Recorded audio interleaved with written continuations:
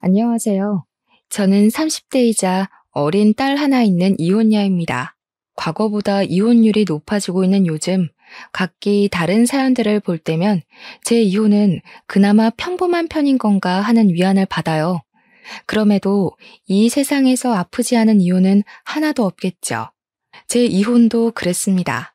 제게는 이혼을 하는 것이 훨씬 득될 게 많은 방향이었기에 최선의 결정을 내린 거지만 그 결정을 내리기까지 마음고생 많이 했어요. 당연히 흔한 고부 갈등도 있었고 남편과의 문제도 있었죠. 흔할 것 같으면서도 한편으론 기적 같기도 했던 제 사연을 지금부터 들려드리겠습니다.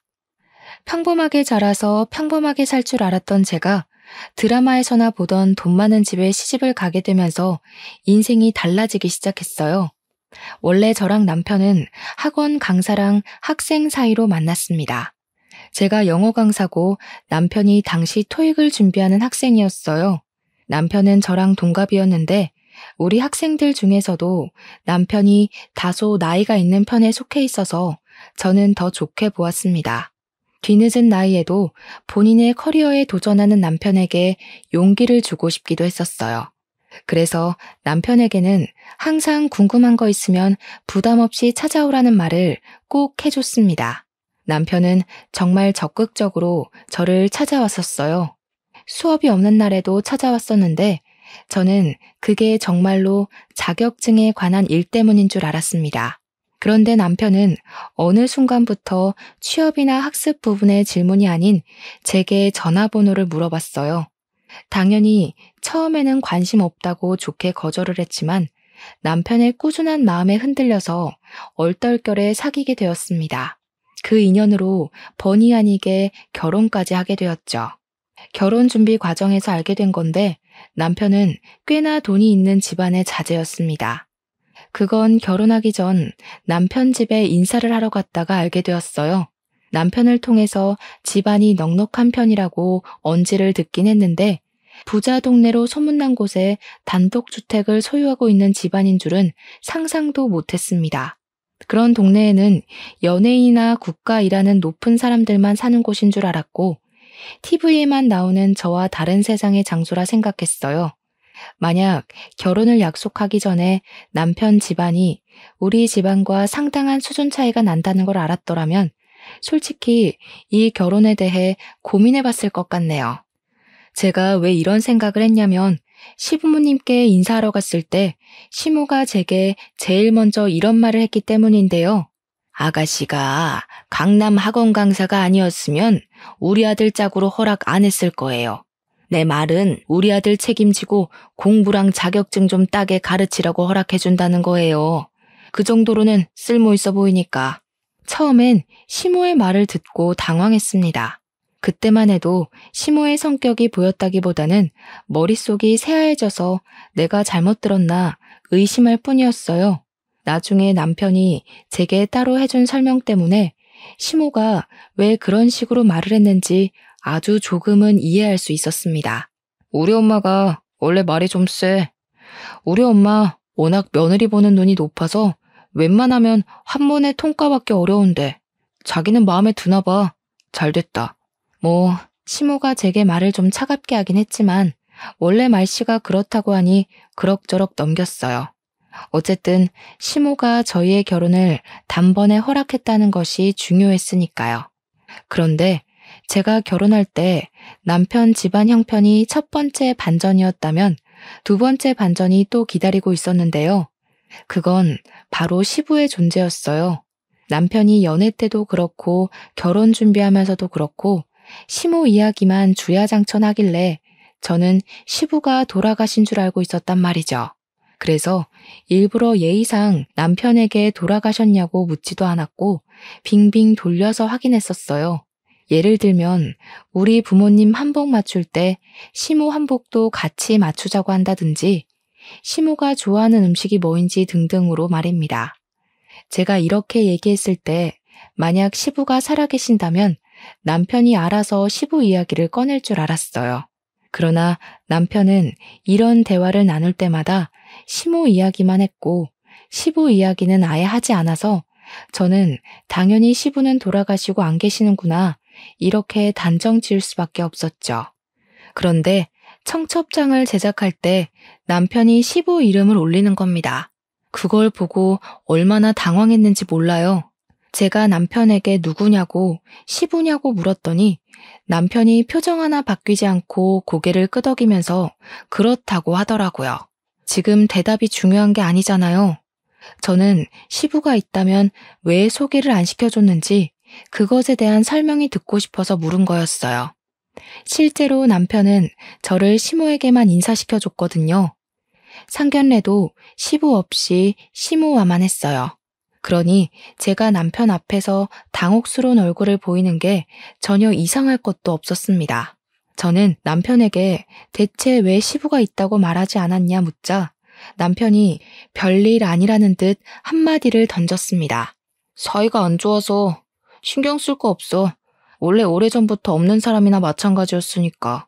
그게 다였어요.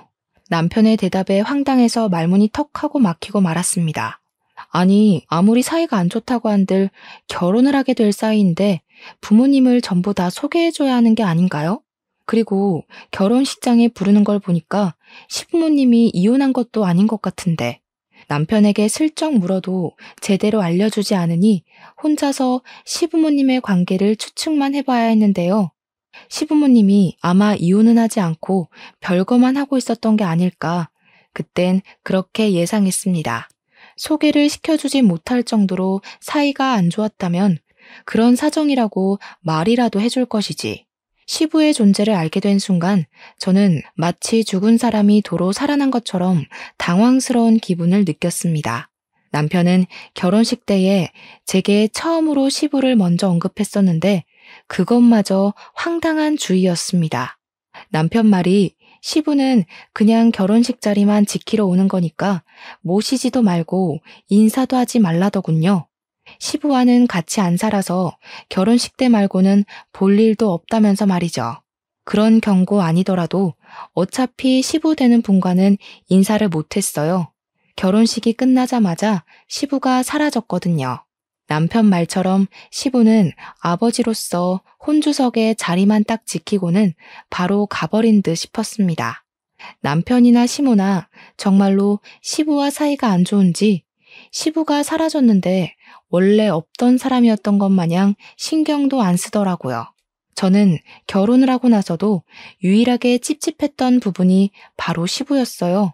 자꾸만 마음에 걸리는 게 이상했죠. 그런데 남편 말대로 시부는 정말 볼 일이 없어서 시간이 흐르니 그 찝찝함도 끝내 잊게 되었어요. 저는 시모의 제안 때문에 합가를 하게 되었는데요. 시모가 시댁이 이렇게 넓은데 뭐 하러 나가 사냐면서 2층 전체를 저와 남편에게 쓰라며 내주셨어요. 그렇게 나쁜 조건은 아닌 것 같아 그렇게 하기로 했습니다. 남편은 저랑 결혼하고도 자격증 따느라 공부하고 있었는데 말이 공부지 그냥 백수 신분이었어요. 그럼에도 저희가 돈 걱정은 안 해도 됐던 게 재산 많은 시모 덕분에 딱히 돈 들어갈 곳이 없었기 때문이었죠. 시모는 한 회사의 대표였거든요. 명성이 높으니 만약 제가 잘 나가는 학원의 강사가 아니었다면 정말로 시모가 저를 안 받아줬을지도 모르죠. 회사 대표니까 자기 아들 결혼 상대를 고를 때 얼마나 깐깐하게 보겠어요. 웬만한 여자들은 눈에 차지도 않았을 겁니다. 저는 시모와 딱히 부딪히는 부분은 없었어요. 시모의 말투가 차가운 것만 아니면 제가 시모에 대해 불만 품을 일이 없었습니다. 그런데 어느 날부터 저희 관계가 좀 이상하게 틀어졌어요. 그게 언제부터였냐면 제가 학원 쉬는 날이었는데요. 시모가 외출하고 남편도 약속이 있다고 외출해서 집엔 저 혼자 있을 때였어요. 그때 누군가가 무단으로 집에 들어오는 소리가 들렸습니다. 주방에 있던 제가 기척에 깜짝 놀라서 나가봤어요. 도둑인가 강도인가 떨리는 심장을 부여잡고 마주한 사람은 뜻밖의 인물이었는데요. 다름 아닌 결혼식 때 보고 한 번도 본 적 없던 시부인 겁니다. 시부를 다시 만나게 된 건 제가 남편과 결혼한 지 4개월이 되던 해였습니다. 아, 새아가 있었니? 집에 아무도 없지? 내가 뭐 좀 찾을 게 있어서 들렸다. 나 신경 쓰지 말고 볼일 봐라. 시부는 얼떨떨한 저를 두고 어딘가로 향했는데 그곳은 시모가 쓰고 있는 안방이었어요. 저는 거실에 덩그러니 서서 시부가 나오길 기다렸습니다. 한참 있다가 시부가 안방에서 나왔는데 들어올 때는 없던 짐가방을 메고는 금세 나가버리셨어요. 그 싱거웠던 순간이 시부와의 두 번째 만남이었습니다. 시부와 세 번째 만남까지는 더 얼마 안 걸렸어요. 시부가 집에 왔다 간 지 몇 시간이 지나지 않아서 시부한테 전화가 왔는데요. 전화를 받았더니 시부가 제 학원을 알아서 명함을 보곤 연락하게 됐다더군요. 세아가, 내가 부탁할 게 있는데 조금 전에 집에 들렀다가 작은 가방 하나를 흘린 것 같거든. 혹시 집에 사람들 들어온 게 아니면 좀 갖다 줄 수 있을까? 주소 보내줄게. 저는 시부가 알려준 대로 집 어딘가에 있을 작은 가방을 찾아봤는데 안방 바로 앞에 떨어져 있더라고요. 시부에게 알겠다고 말씀드리고 전화를 끊었습니다. 그 가방을 열어보진 않고 시부가 기다릴까봐 얼른 겉옷만 챙겨서 시부가 알려준 주소로 갔어요. 그런데 도착한 곳이 좀 의외였습니다. 제 눈앞에 웬 컨테이너 박스 하나만 덜렁 있더라고요. 그 앞에서 시부가 고물 같은 걸 조립하고 있었는데 순간 이게 이해 안 되는 모습이라서 당황했습니다. 물론 시부가 집에 찾아왔을 때도 부자인 시모와 상반되는 복장이라 조금 의아했었어요.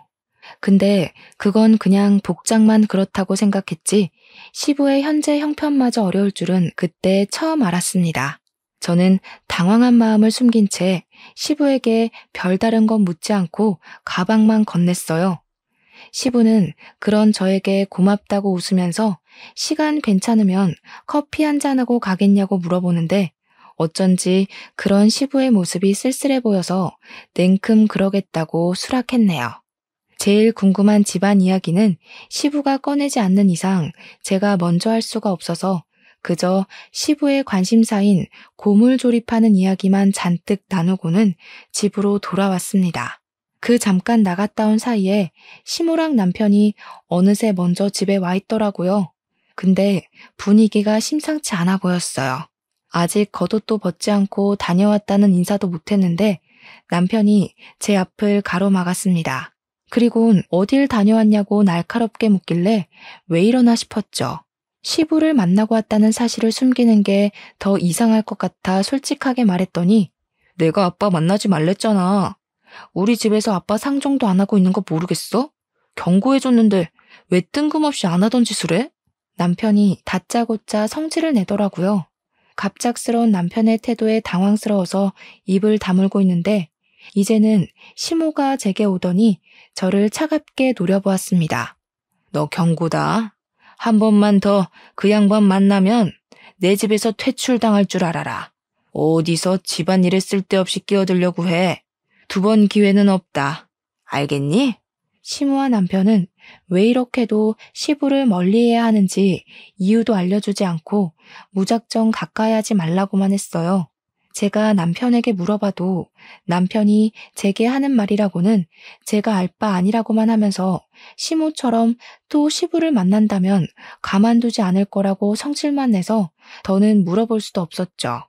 하지만 저는 아무래도 이 호화로운 집을 두고 시부가 그런 고물이나 조립하면서 사는 게 마음에 걸렸어요.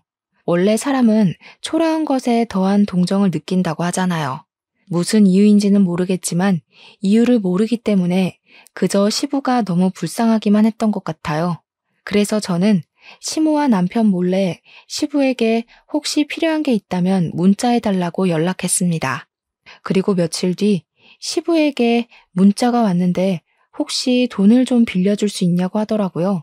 제가 학원에 있을 때 온 연락이라 그 문자를 보고는 바로 시부에게 전화를 걸었죠. 네, 그럼요. 급하신 거면 당연히 빌려드려야죠. 얼마나 필요하신데요? 아유, 고맙다. 내가 꼭 갚을게. 한 500만 원이면 충분할 것 같거든.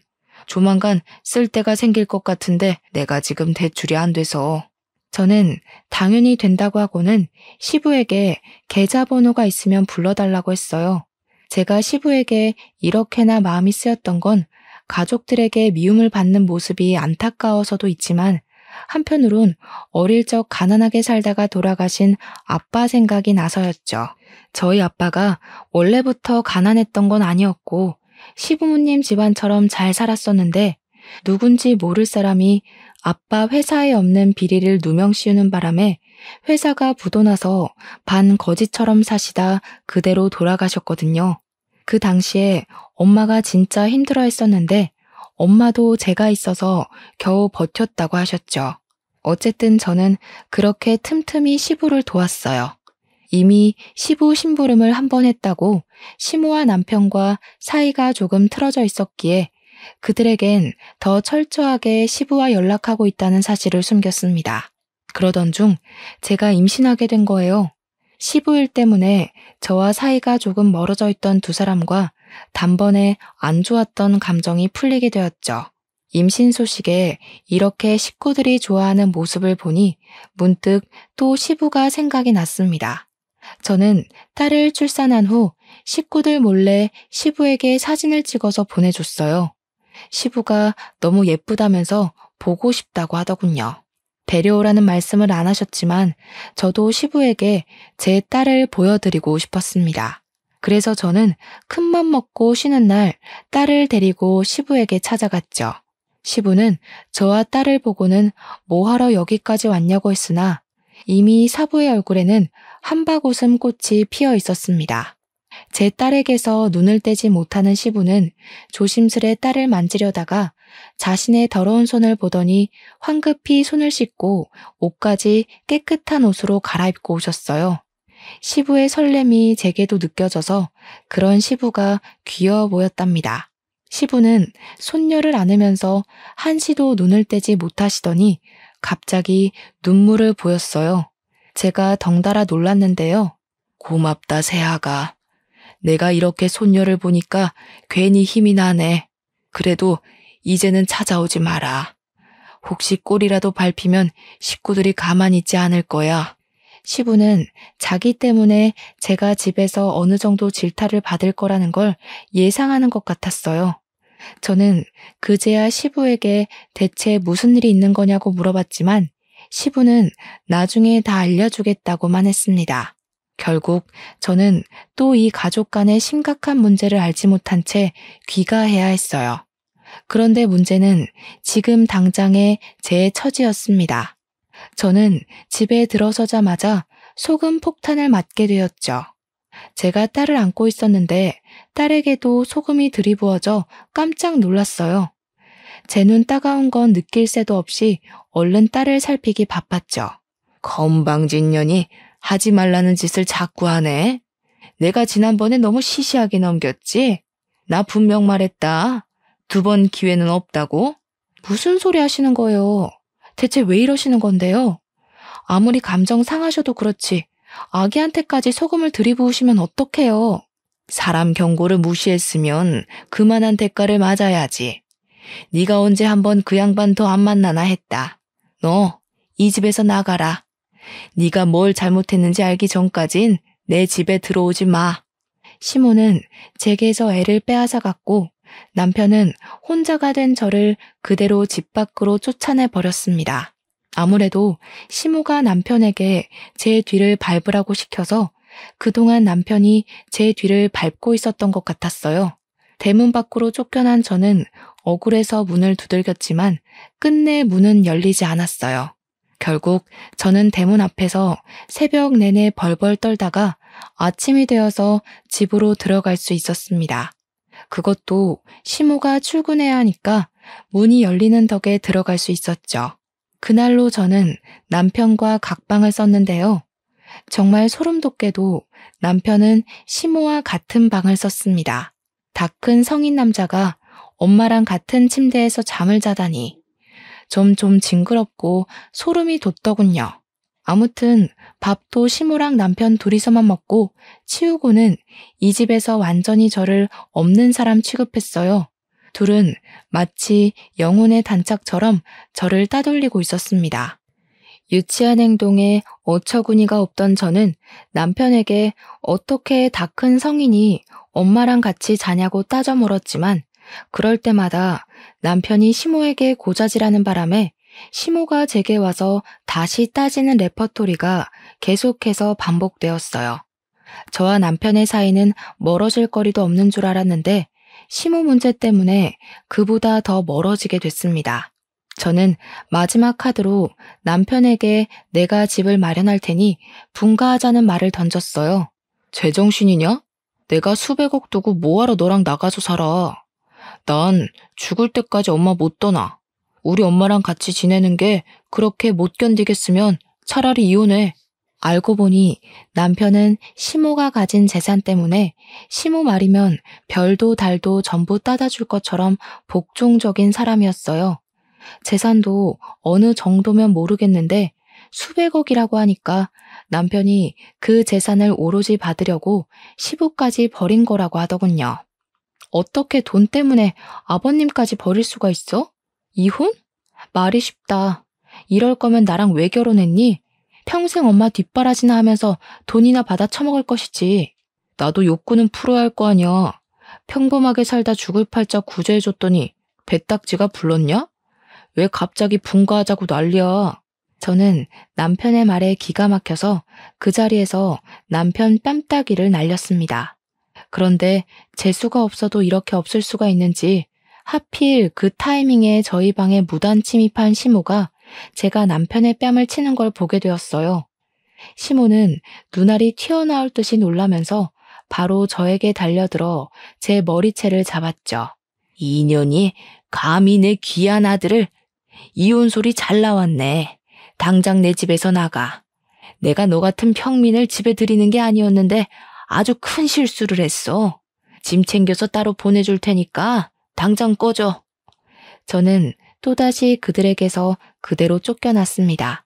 솔직히 남편과 이혼하면 그만이지만 그 사람들이 제 딸을 빼앗아가서 이대로 돌아설 순 없었어요. 절대 그들이 제 딸을 키우게 두고 볼 수는 없었죠. 결국 저는 친정에 가서 며칠을 울며 머물게 되었는데 그러는 동안에도 시댁에서는 계속 이혼 합의서와 협박 문자가 날라왔어요. 문자 내용 중에 빨리 도장 안 찍으면 평생 딸을 보여주지 않겠다는 소리에 결국 울며 겨자 먹기로 도장을 찍으려는데 때마침 시부가 친정을 찾아왔습니다. 좀 당황스러웠어요. 시부랑 저희 친정이랑 이렇게 사적인 만남을 가질 건더기가 없어서 시부의 등장은 무척 뜬금없었습니다. 저는 너무 놀라서 제대로 된 인사를 못 드렸어요. 그저 시부에게 저희 친정집을 어떻게 알고 찾아왔냐고만 물었습니다. 그러더니 친정엄마가 시부를 보고 아는 체를 하면서 대접하는 모습에 더 많이 얼떨떨해졌죠. 뭐야 엄마? 아버님이랑 아는 사이야? 두 분 무슨 사이세요? 엄마가 기회가 안 돼서 말을 못했어. 사실 사돈어른이랑 니네 아빠랑 동창이야. 아빠가 옛날에 회사 했었다고 했지?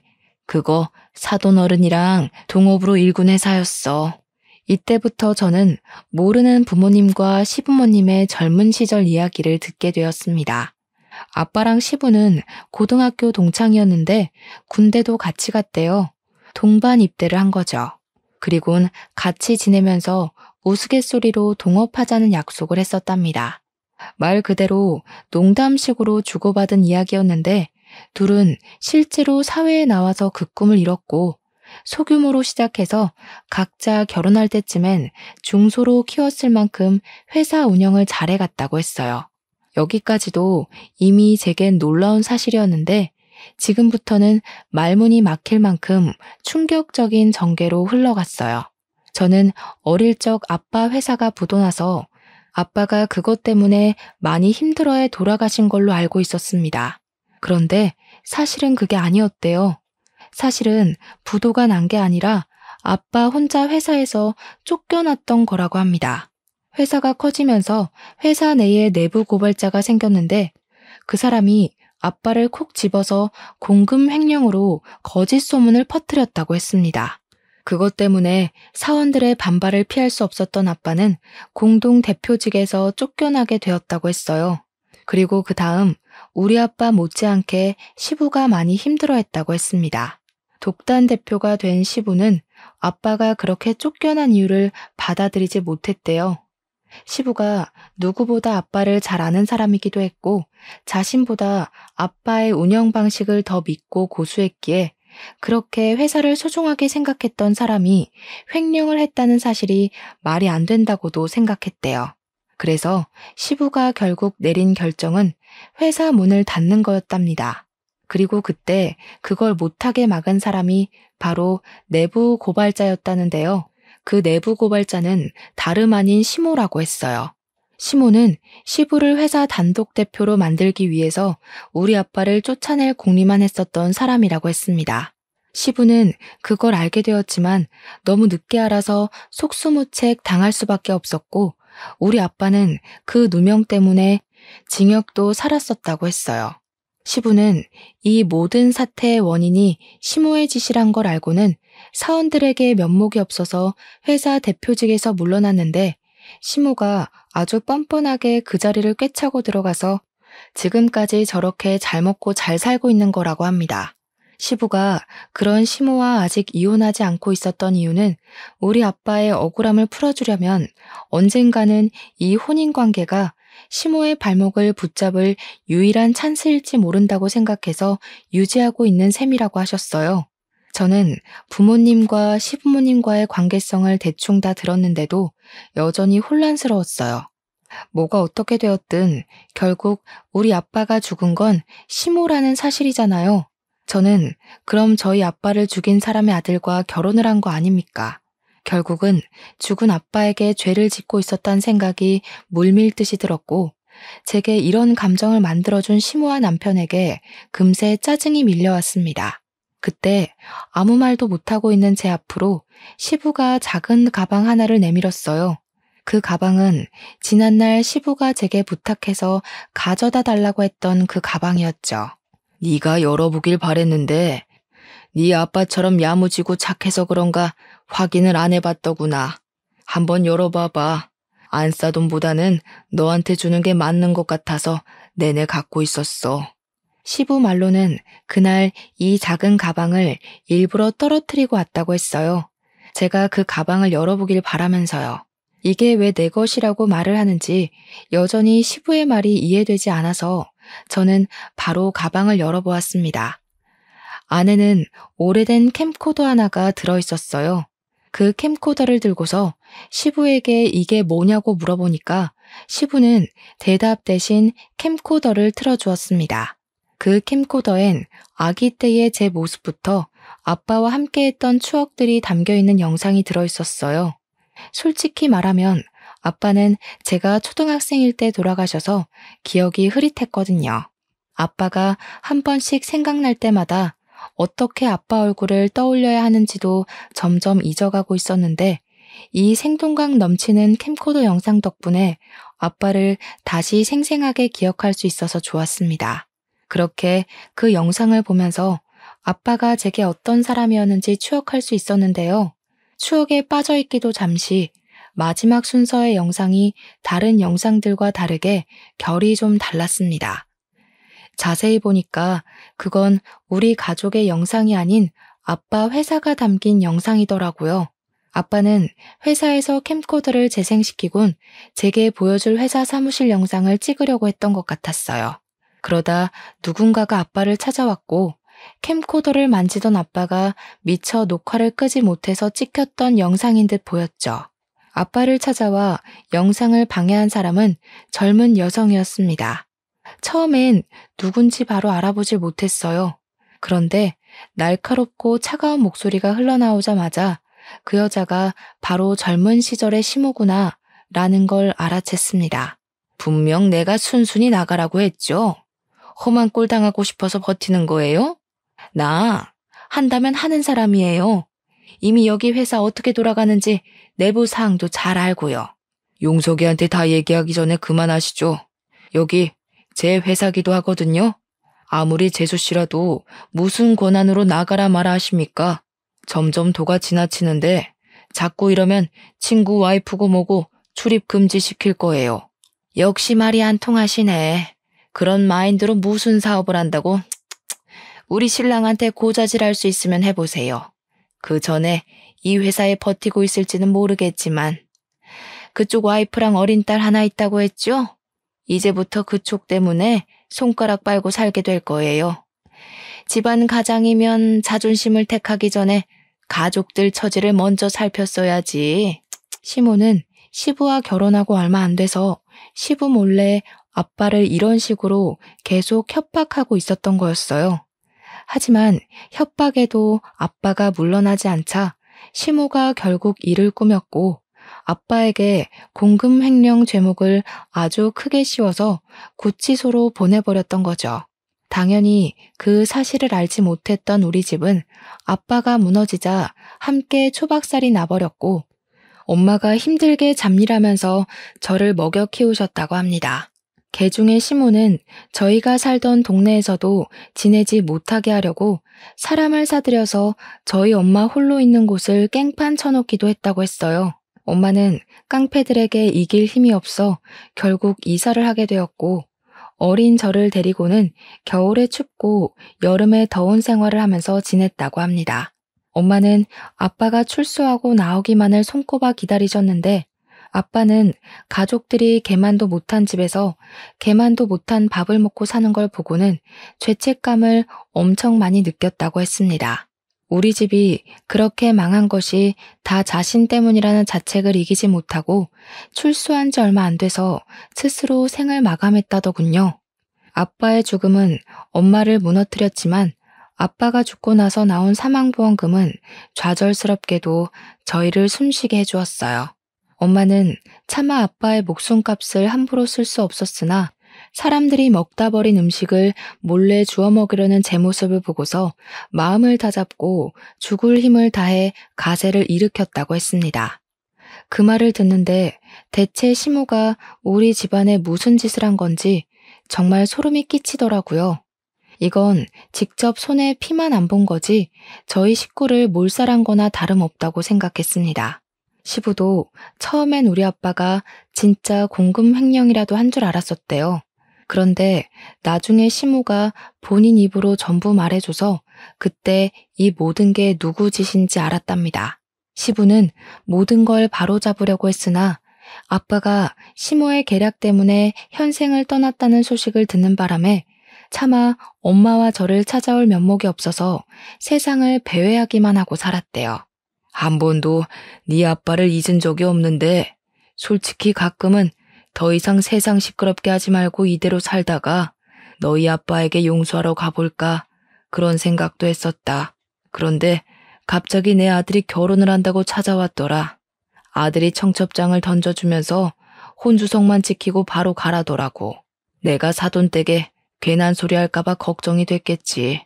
자기 아들에게 그런 식으로 청첩장을 받는 것이 치욕스러웠으나 시부가 다시 마음을 단단히 먹게 된 이유는 그 청첩장 때문이었다고 했습니다. 청첩장에 사돈 이름을 보고 낯이 익어서 한참 들여다봤었대요. 저희 엄마 이름이 좀 독특합니다. 저도 살면서 동명이인을 만난 적이 없어요. 그래서 제가 이곳에 엄마 성함을 밝히지 못하는 거 양해 부탁드립니다. 아무튼 시부가 저희 엄마 이름 때문에 혹시나 해서 결혼식을 꼭 참석했었다고 해요. 엄마 이름이 아니었다면 결혼식 때 잠적했을 수도 있었다고 하시네요.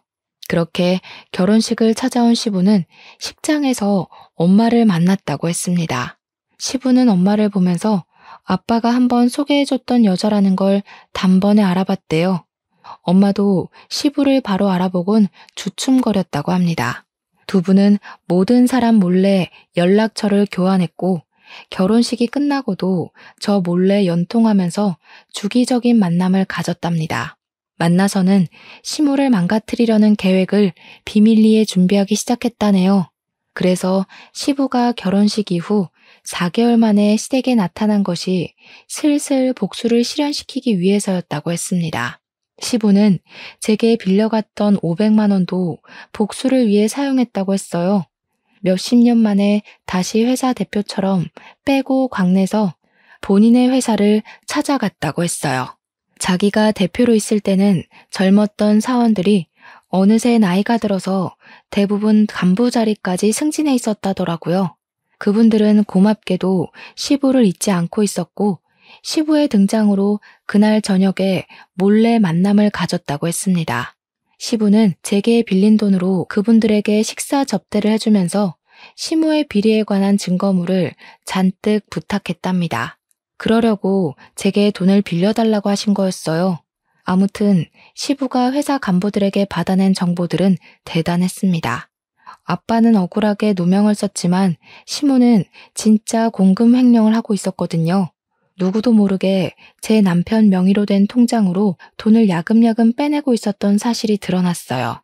그뿐만이 아니라 간부 직원들이 시모의 성과를 버티기 어려웠는지 시모의 횡포를 추가로 고발해주는 덕에 시모를 고소하기 위한 증거를 모으기는 식은죽 먹기였다고 했습니다. 그들은 시모 다음 차기 대표로 대기하고 있는 제 남편도 맡고 싶어하는 듯 했어요. 제가 회사 운영에 대해 잘은 모르지만 남편 같은 대표라면 당연히 뿌리도 못 내리게 막는 것이 맞는다고 생각했어요. 아무튼 시부는 받은 증거물을 가지고 바로 시모를 소송했습니다. 소장이 나오자 회사는 빠르게 압수수색을 당했고 아무것도 모른 채 집에 있던 시모는 형사들이 들이닥쳐서 바로 구속되었어요. 저는 그 소식을 시부에게 뒤늦게 전달받고서 빼앗긴 제 딸이 걱정돼서 급하게 시댁으로 갔습니다. 그러자 남편이 어수선하게 집을 돌아다니다가 집에 들어온 저를 발견하고는 곧바로 멱살을 잡더군요. 네가 우리 엄마 깜빵 보냈지? 제정신이냐? 반항도 정도껏 해야지. 감히 시어머니 되는 사람을 깜빵에 보내? 별것도 아닌 사람을 재벌집 며느리로서 만들어줬으면 매사에 넙죽 엎드릴 것이지. 이게 지금 뭐하는 짓이야? 왜? 네 돈줄 끊기게 생겨서 불안하니? 네 엄마 때문에 우리 아빠는 죽기까지 했는데 고작 수갑 차는 걸로 이렇게 화내면 곤란하지. 재산 잃는 게 겁나는 거면 이제 회사 대표는 네 아빠일 텐데 마마보이 타이틀 버리고 파파보이 해보던가. 너랑 결혼까지 하는 게 아니었는데 그냥 갖고 놀다 버릴 걸 그랬나 봐. 선생이라고 어디 써먹을 때 많을 것 같아서 결혼했더니 정말 똑똑한 척하는 골빈년이었네. 얼마나 할 짓이 없었으면 우리 아빠랑 손을 잡고 남편을 망가뜨린대? 할 짓이 없어서 망가뜨린 게 아니라 너랑 네 엄마는 둘이서 애초에 삽질만 하고 있었던 거야. 둘이서 짝짝쿵 잘 맞아서 머리 잘 굴렸던 게 아니고 그냥 자만에 취해서 뒤에서 무슨 일이 일어나고 있는지 살피지도 못하는 장님이었던 거라고. 어쨌든 위자료 두둑하게 준비해놔. 곧 소송장 날아갈 테니까. 저는 남편에게 이혼 위자료, 정신적 배상, 양육비를 준비하라고 했습니다. 그러고는 제 딸을 안고 그 집을 나왔어요. 부잣집 동네라고 신기해서 발을 들였던 때가 엊그제 같은데 이런 봉변을 당하고 이런 악연을 만들어서 나오게 될 줄은 상상도 못했습니다. 원래는 와보지도 못할 동네였다면 이제는 쳐다보고 싶지도 않은 동네가 되어버렸어요. 구속된 시모는 공금 횡령한 돈을 다 배상하라는 판결이 내려져서 엄청난 빚쟁이가 됐었습니다. 그 돈을 해결해야 돼서 남편은 커다란 시댁집을 내놓을 수밖에 없었을 거예요. 시부 말에는 그 집이 현재 부동산에 나와 있다고 하더라고요. 그리고 시모가 빠지자 공석이 된 회사 대표 자리에는 다시 시부가 들어갔습니다. 시부는 저와 엄마를 따로 초대해줬어요. 그래서 엄마랑 같이 시부 사무실에 화분을 들고 찾아갔습니다. 시부 사무실 안에는 아빠랑 같이 회사를 키우면서 수상했던 각종 상이나 해외 출장 사진 등이 걸려 있었어요. 그리고 시부 탁자에도 아빠랑 시부가 나란히 사무실 책상에 앉아서 웃고 사진이 작은 액자로 세워져 있었습니다. 문득 너무 감사했어요. 아빠가 정말 좋은 친구분을 두셨구나 생각하면서 그게 너무 다행이라고 생각했고 저도 누군가에게 또 누군가와 이런 친구 관계를 맺었으면 좋겠다고 동경스럽게 보기도 했습니다. 시부와 엄마는 서로 과거 얘기를 하면서 감사했다, 미안했다 같은 얘기를 한참 나누고 있었습니다. 그리고 시부 품에는 또 제 손녀가 안겨 있었어요. 이제야 1살을 넘긴 제 딸은 시부가 미리 사놓은 애착 인형이 마음에 드는지 시부 품에서 얌전히 그것만 조물락거리고 있었습니다. 제 딸이 저희 엄마 품에도 잘 안 안기려고 하는데 시부 품에선 가만히 있는 것 보면 한 번씩 신기했네요. 그리고 이제 그만 시부가 저희에게 식사까지 대접하겠다고 자리를 이동하려고 했습니다. 그런데 그때 사무실 문이 먼저 열리더니 졸지에 엄마를 잃고 길바닥에 나앉은 전 남편이 시부를 찾아왔더라고요. 파파보이가 돼보라는 제 말대로 하려는 건지 완전 거짓골을 하고서도 시부 앞에 나타났길래 어이가 없었습니다. 아빠, 내가 잘못했어. 그래도 아들인데 내치진 않을 거지? 나 엄마가 얼마나 무서운 사람인지 이제 깨달았어. 엄마처럼 살면 결국 그 꼴 난다는 거 아빠한테 똑똑히 배웠다고. 이제야 어떻게 살아야 될지 알 것 같아. 아빠, 나 좀 받아줘. 그래도 내가 아빠한테 하나밖에 없는 핏줄이잖아. 남편은 최대한 불쌍하게 행동하면서 시부에게 사정했습니다. 그러자 시부가 제 딸을 다시 제게 넘겨주었어요. 그러고는 제 딸이 못 보게 얼굴을 가려달라고 하더니 손에 들고 있던 믹스커피를 전 남편 얼굴에 냅다 뿌려버렸습니다. 내가 죽어서도 네 앞으로 남길 재산 같은 건 없으니까 썩 꺼져라.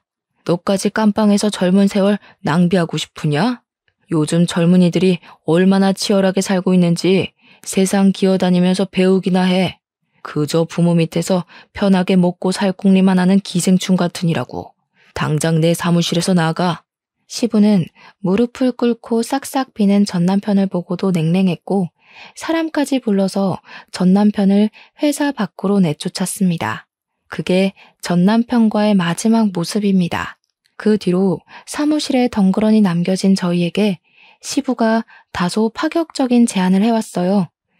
나중에 천천히 얘기하려고 했는데 이왕 돈 얘기 나온 거 지금 하겠다고 하면서 갑자기 엄마에게 우리 아빠의 억울한 죽음에 대한 배상을 하고 싶다며 거액을 제안하는 겁니다. 전에 제게 빌린 500만 원도 갚고 싶다면서요.